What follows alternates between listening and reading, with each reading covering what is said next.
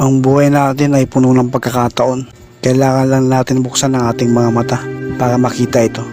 Kung minsan hindi natin namamalayan na yung pagkakataon na yun ay napapalagpas na pala natin. Kaya nasa atin pa rin ang tamang desisyon kung anong gagawin natin. Huwag rin natin ikukumpara ang sarili natin sa iba. Dahil meron tayong sariling galing at talento. Lagi nating iisipin na lahat tayo ay may pagkakaiba. Mga tol, huwag natin kainggitan yung mga taong successful sa buhay. Natitiyak ko, nagsikap ang mga yan bago nila naabot ang tagumpay.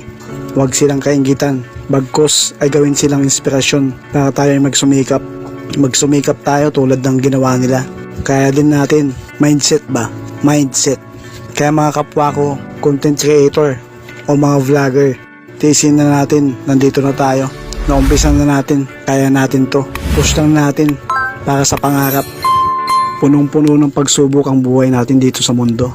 Dahil sa mga pagsubok na ito, natuto tayong maging matatag.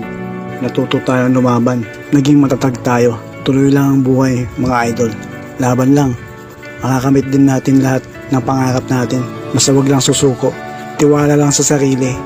Darating din ang isang umaga na hawak na natin ang tagumpay.